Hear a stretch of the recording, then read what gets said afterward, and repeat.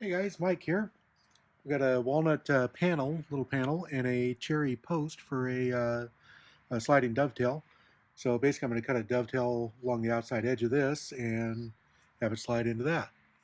So anyway, just a little CNC router on the Piranha FX. Going to make 3 little passes around it, just to keep it really smooth, so it fits nice and tight into that. And it should just take a couple minutes. So let's get off and running here.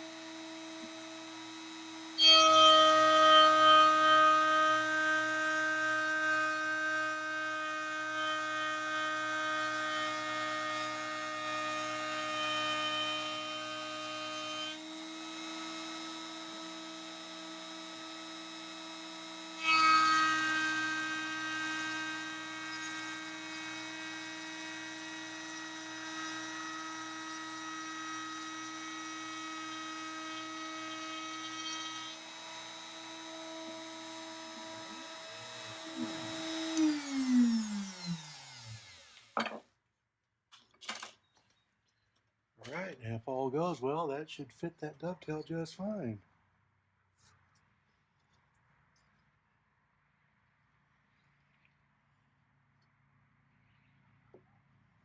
There we go. Let me get this out of the way.